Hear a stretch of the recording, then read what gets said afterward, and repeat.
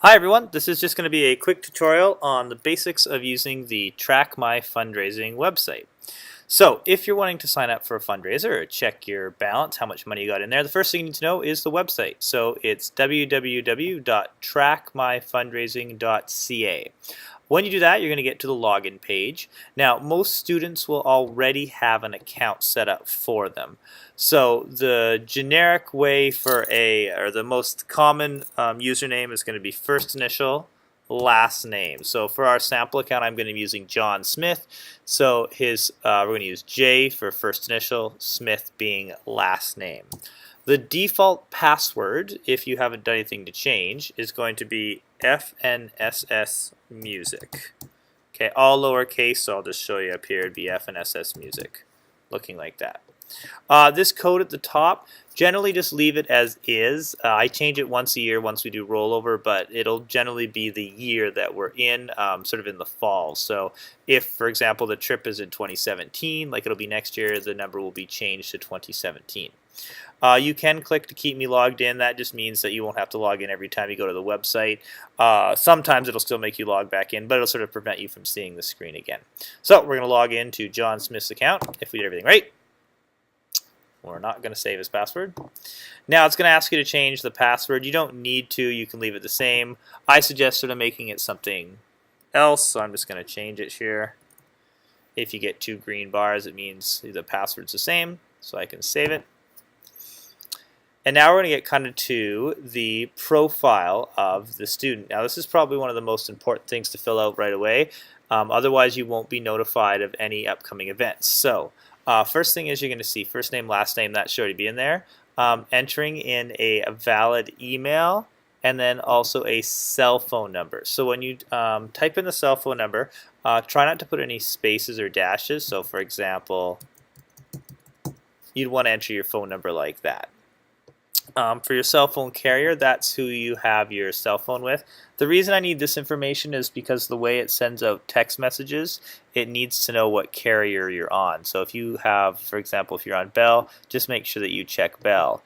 If at any point you change either phone number or carrier, you're going to want to come back and update these settings. Otherwise, you won't receive the text messages. Next, you have Notify Me About, and you have 4 different options. New fundraisers, lottery results, 1 day before fundraising event, and changes in account balance. So let's start at the top.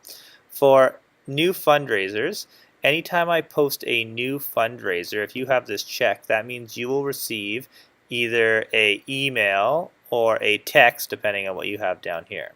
So this is really good for those, or anytime I post a fundraiser, you're just going to get a message saying, hey, new fundraiser has been posted, you can sign up now. I would suggest that everyone check this box, the lottery results. Anytime there's a fundraiser and it's done by a lottery, if you don't have this checked, you will not get a notification when the draw has happened. It'll sort of be up to you to make sure you check. So to make life easy, I would check that box. 1 day before a fundraising event, if you're confirmed for an event, this will automatically send you a reminder saying, hey, don't forget fundraising event tomorrow. A good one to have checked. This last one, depending on whether you want to know every time your balance changes, you can have this one checked. I know some people don't have this one checked because if I'm doing a lot of playing with numbers, sometimes you do get more text than you might want. So this one's totally up to you. What it'll do is anytime I update your balance in your account, you will receive a text too. So sometimes it's good to know if there's a change, but you don't have to have this. Of all the 4, this is probably the least important one that you need to have checked. Then you have your 2 notification methods, right? You can either be email or cell. So that means if you have email checked, it's going to send you an email notification based on this email up here. If you have cell checked, it's going to send you a text message to your number here. So once you have all this filled out, and I'm just going to go and we'll do that number 1250. Just go 250. You don't need to enter the 1 beforehand. Okay, I'll just go with that, and I'm going to save. So now we've got John Smith's information all updated. This is also the spot if you want to change your password at any time. Okay, you can come in here and do that. Family, we're not going to worry about yet. We're going to do that more actually from the parent side. We'll come back and talk about that. So that is the profile tab, the first thing you want to get set up. Now we can head over to the account. Okay, and this will sort of show you all of the fundraising that you've done to date. It'll give you your statement, so it'll tell you at the top how much money you currently have. Okay, it can be a positive or a negative number. You can see right now it's in the positive, got $100, and that's because on June 5th there was $100 deposited because it was a trip deposit. The nice thing about it is if you need a receipt, for example for taxes or for anything you're doing, you can click on trip deposit on the link there, and it'll actually bring up a receipt that you're able to print off, sort of stating the date, where it was going to, the amount, as well as sort of like a QR code if for whatever reason you need that. So that's something you can print off and use as taxes or any other reason you need a receipt. Let's go back here. You'll also notice that Jane Smith, and that's going to be our little Johnny's mother, also has money in her account. And what the student will be able to see is any of the family members linked to that kid.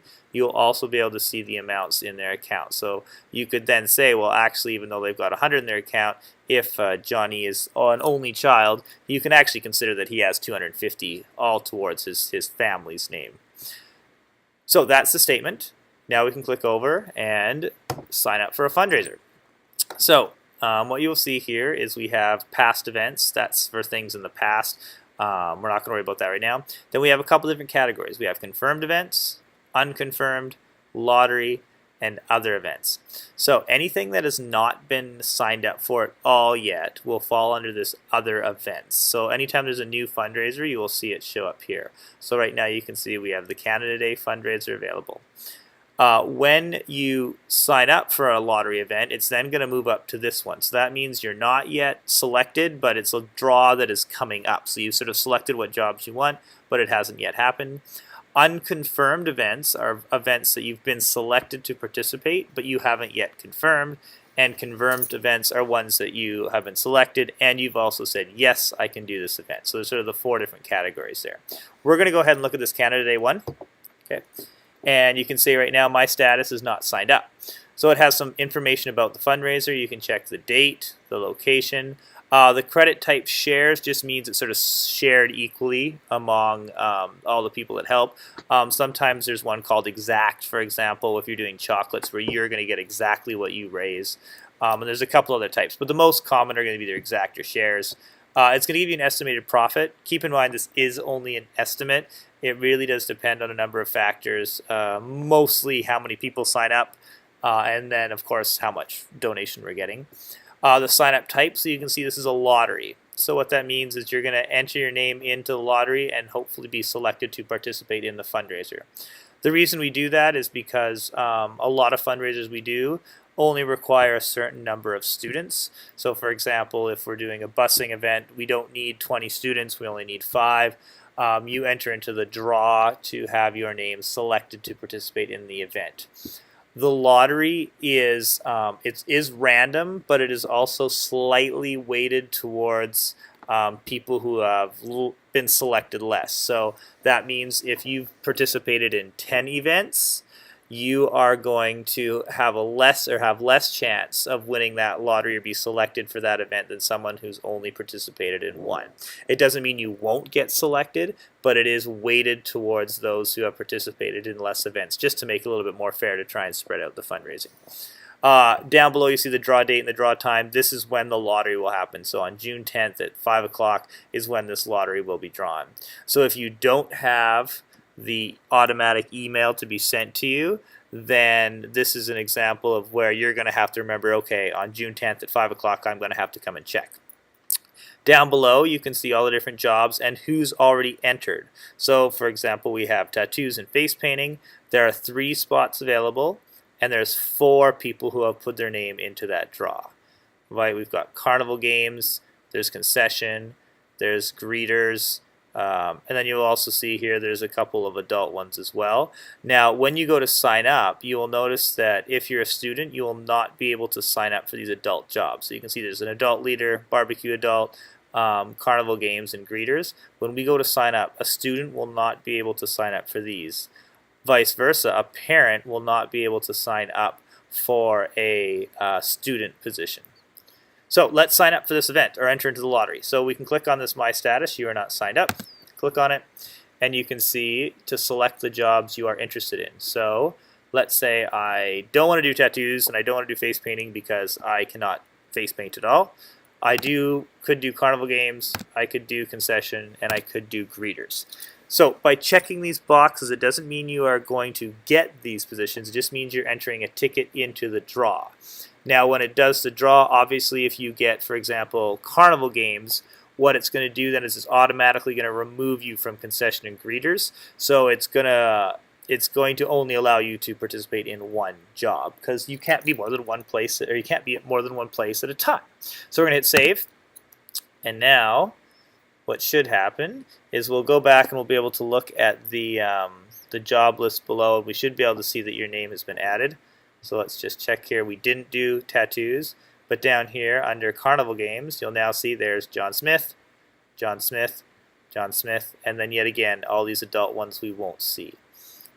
If we go now check my status, it says you are in the lottery, meaning we're good to go. If we click this again, it'll show the same ones and we're able to update it. So say all of a sudden we decide, you know what, I really don't want to do concession. I can unclick concession, hit save. It'll bring it back, and now if I look under concession, my name, or John Smith's name, will not be there, even though it's still under carnival games and greeters. When the draw happens, you need to make sure you confirm your position, or you confirm your job. So it'll send you a message, or you'll check, and you'll need to go where it says unconfirmed events. You're going to click on it, okay, and we'll pretend it's here, and your status here will say unconfirmed. And what you're going to need to do is click on this, and it will say, do you want to confirm that you're able to do this job? You need to hit yes if you can, or no if you can't. It's really important if you are unable to do a job that you select no, so that other people who are in the backup list can get moved up, because we don't want to have a situation where a couple hours before someone says, oh, I no longer can do this, and then but they don't cancel their position, and then that means that that job or that volunteer position is going to go unfilled, and it might cause an issue at the event. And we want to make sure that if we say we're going to supply 5 people, that 5 people show up. So that's how fundraisers work with student side. It's pretty straightforward. You can sort of, once you get the hang of a first couple few, it's pretty easy. Now we're going to go and just take a look at the parent account really quick.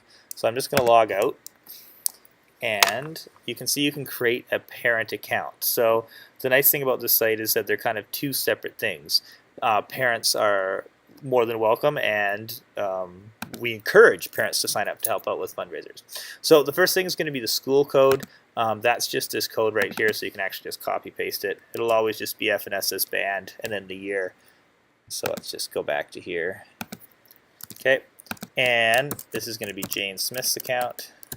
Same thing, you can enter in an email and a password. Now here what it's going to do is you want to link to a student, and it says that I need to confirm it before it's active. Now because I've already done this ahead of time, if I type in John Smith, he won't actually come up because you're actually already linked to it. But say I was with, let's see if Tyson comes up. Okay, Tyson Scott, say he was related to me or I was his family member, I can click him, and you'll see now that I am going to be linked to that kid. In this case, I'm not going to be. But once you'd have that, you'd hit save, and then it will give you your login username. It may not be first initial last name, because in this case, we already have a John Smith. So if you're Jane Smith, you're going to use that the second letter. So it'll be J.A. Smith. And the default password should still be FNSS Music. Okay, and it's going to again ask you to update your password. Now the thing that's different with this view is that as a parent, okay, oh, and then sorry, before you do that, you want to fill in all your information just like you did on the student profile. Same thing. But we're going to go back over to account. And you can see that you can actually choose between 2 accounts, the student account or your own account. So there's John Smith's account, the one we've already been looking at. Or we can go over to Jane Smith's account, and we can see that she has also done a fundraising event and made $150. So parents are able to see both their own account and a student account. The student is not able to see the parent account. Only the parent has views of both. So what we can do is a couple things. As a parent, you can sign up for fundraisers as well. So let's go back to that Canada Day one over here. And you'll notice now if we want to sign up for events, oh, actually it's a good thing to point out because this can be a little confusing. Notice right now it says fundraising information John, because right now I'm viewing fundraisers as John. So you are able to sign your own kids up for fundraising events. However, what I can do is I can change back on this front page to me. Okay, and you'll notice to Jane Smith. Now you'll notice that it's moved from lottery to other events because Jane is not yet in this fundraiser. So if I go to sign up, you'll notice now that all the adult ones show up. Because she's an adult, a parent, she will not be able to sign up for the student ones, only the adult ones. So you could go ahead, she could do those ones, all four. And if we scroll down, we'll now see that Jane Smith is signed up for those events. If we wanted to go back to John, just use the back arrow, change it back to John. Okay, and now we're looking at John's point of view. So as a parent, you can sign up your children into different fundraisers, and you can also sign up yourself. So that's kind of the nice thing about this view. Final thing I'm going to show you about the site is how to transfer money. Because as you can see, Jane Smith has made some money. She's made $150 at a fundraising event. Now, Jane Smith is not going on this trip. She actually wants to get that money into John's account. So it's kind of like online banking, where you're going to do a family transfer. Now, you can only transfer money from your own account. So for example, if you've got your significant other also has an account, you will not be able to transfer their money. Only they can transfer their money. So you'll need to log into their account. So it'll tell you your balance is $100. Okay, and then you can transfer it to your child's account. If you have, say, for example, 2 children in band, you'd see 2 different accounts or 3, and you're just going to enter in how much you want to transfer. So I've got $150. I'm going to transfer all of that money, because I don't need any of it, over to John Smith's account, and I'm going to hit save. And you can see now that looking at John's account, he now has $250 because he got the first deposit, and then he's got the transfer from the parent, $150.